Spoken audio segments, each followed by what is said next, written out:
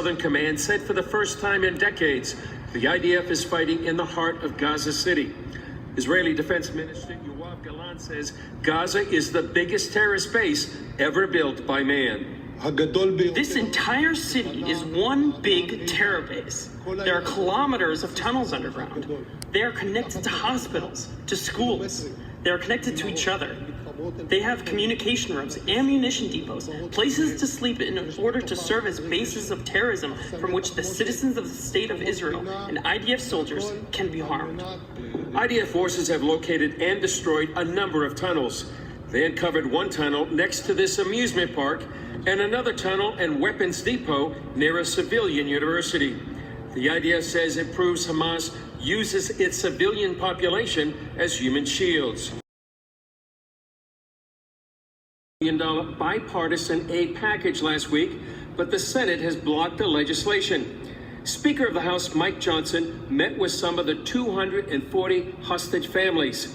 He defended Israel's military actions. This is clearly, as we've said so many times, good versus evil. The United States stands with the good, and we're going to stand with Israel, and that show of force, I think, is intentional and appropriate. One family member came with a warning to the West. This is a call for action, and this is a wake-up call, not only for Israel, not only for the Jewish community. This is a wake-up call for all of you. All of you here, all of America, all of Europe. You are next.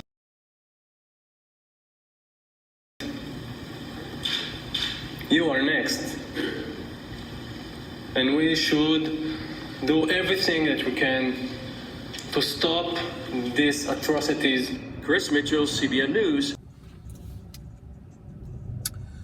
Reading out of Psalm 64 and verse 8, and it reads, "So they shall make their own tongue to fall upon themselves. All that see them shall flee away.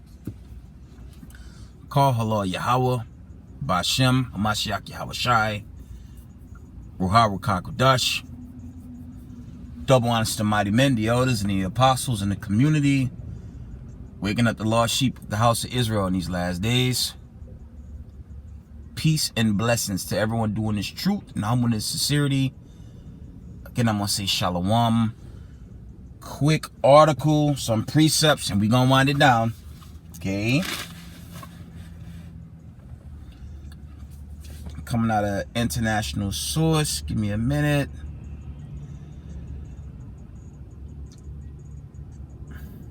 Let's read.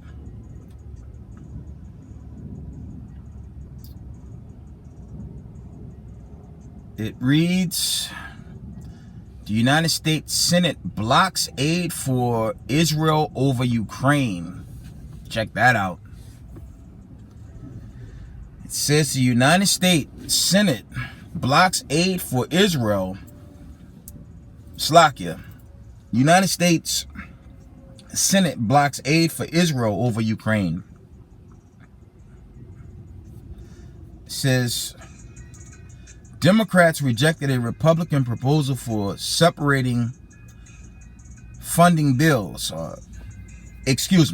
Democrat rejected a Republican proposal for separate funding bills. Let's read on. Senate Democrats on Tuesday blocked a House bill that would have provided emergency aid to Israel without funding to Ukraine, demanding the Republicans agree to President Joe Biden 106 bundle request instead. I believe that's 106 billion US, dealing with this war crisis. Okay. It says the White House proposal has sought to combine the aid of Ukraine, Israel, Taiwan, and migration policy presented as border security in order to overcome opposition by some Republicans to continue funding Kyiv. Okay. The Republican majority House representative, however, passed a $14 billion standalone package for Israel last week to be offset by cuts to Internal Revenue Service, the IRS. Time is of the essence, and it's imperative that the Senate not delay delivering the crucial aid to Israel another day, Senator Roger Marshall of Kansas said on Tuesday, urging the Democrats to agree to the House bill. Continue on. Our allies in Ukraine can no more afford a delay than our allies in Israel, replied Patty Murray of Washington, chair of the Senate Appropriations Committee. Biden has already said he would veto the House bill were it somehow to be approved in the Senate, where Democrats control 51 out of the 100 seats. Unlike the simple majority rules of the House, a bill requires 60 votes to pass in the Senate, meaning at least 9 Republicans would need to cross the aisle.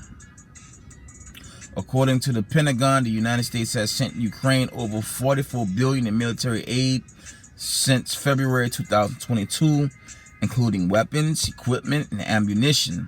The U.S. has insisted this does not make it a party to conflict with Russia. However, American taxpayers have also coughed up around $4 billion in humanitarian aid and almost $27 billion in economic assistance, including paying the salaries of Ukrainian government employees. Yeah, on taxpayers' dollars.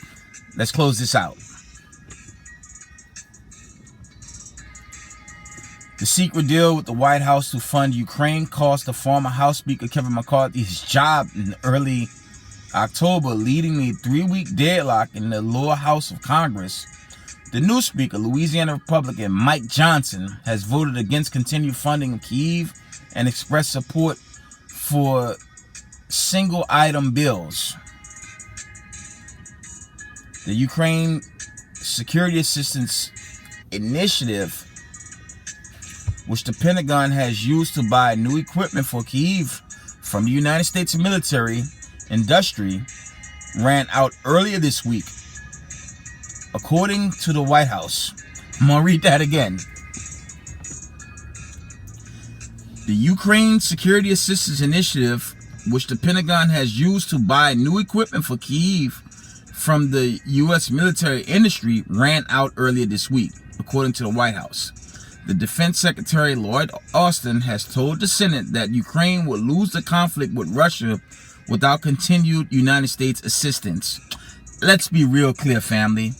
Ukraine, they're destroyed. I don't even know how that conflict's going on.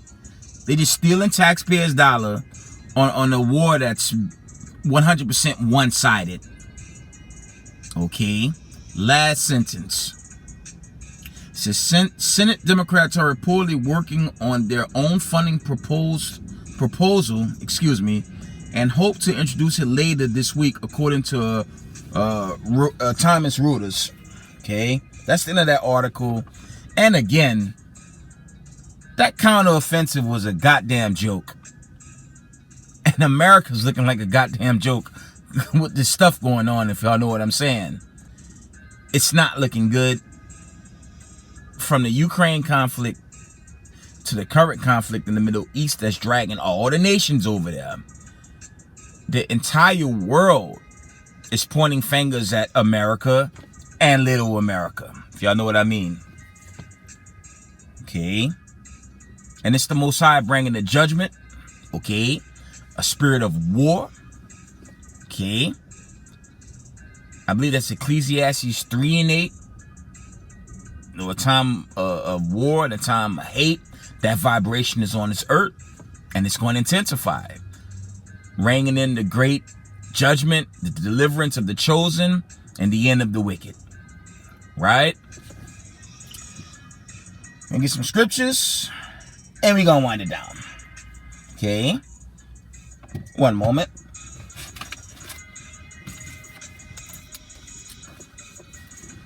Let's read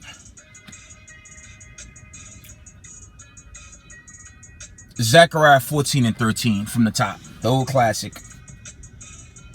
It says, "And it shall come to pass in that day that a great tumult from the Lord shall be among them, and they shall lay hold everyone on the hand of his neighbor, and his hand shall rise up against the hand of his neighbor." This is chiefly going into war talk because we're in a time of war.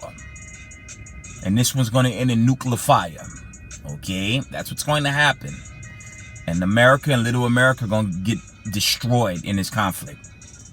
Along with 2 parts of our own people that refuse to repent.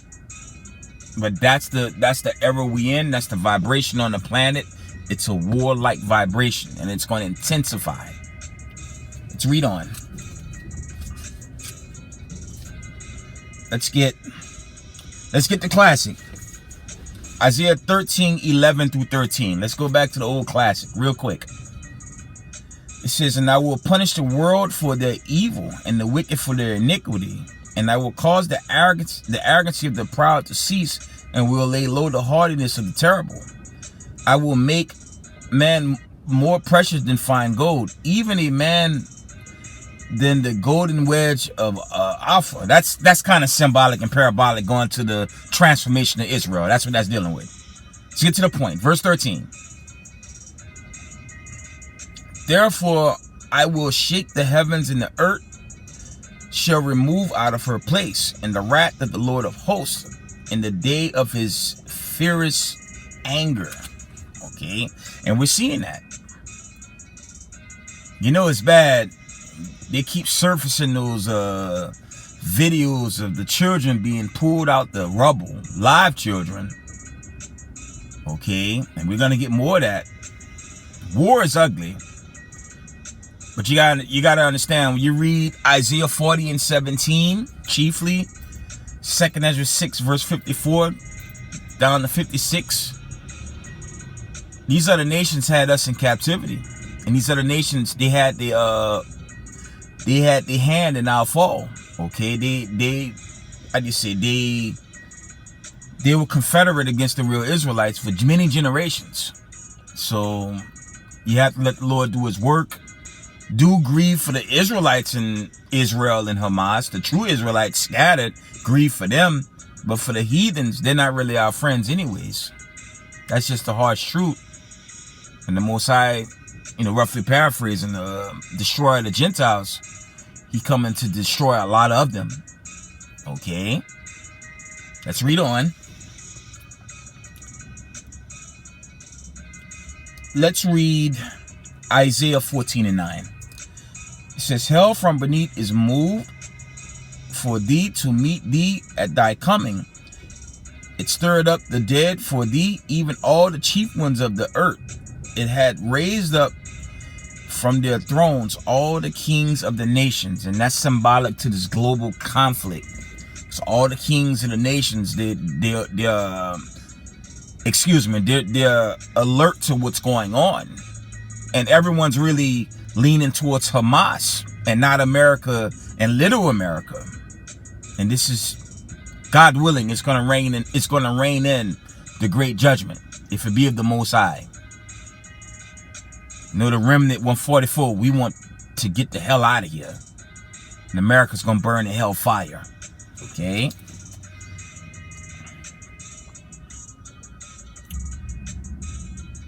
We're going to here. Not going to keep y'all. Isaiah 34:4-6. We're going to here. Okay?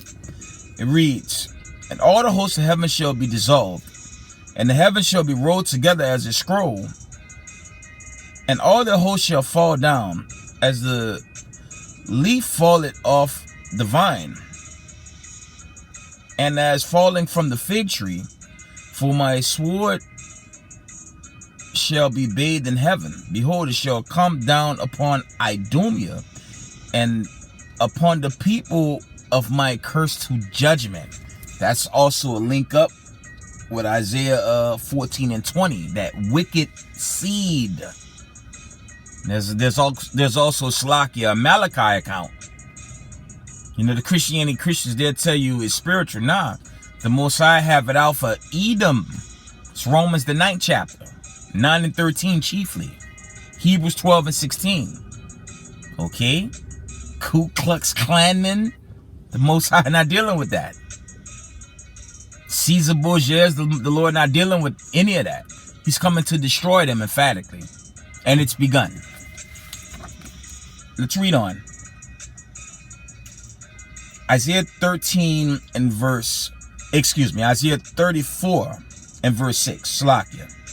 Isaiah 34:6 reads, the sword of the Lord is filled with blood. It is made fat with the fatness, with the blood of lambs and goats, with the fat of the kidney of rams. For the Lord had his sacrifice in Basra, in the great slaughter in the land of Idumea. And that's another surname for Babylon the Great, aka United States of America, going into this destruction, this pending destruction. And with that, I'm going to give all praise, honor, and glory to the Most High Power of Israel, Yahweh, Ba'Shem HaMashiach Yahweh Shai. Double honors to the mighty men, the elders, and the apostles in the community, waking up the lost sheep of the house of Israel in these last days. Peace and blessings to everyone doing this truth and humbleness, sincerity. Israel, I love y'all. We got next. Shalom.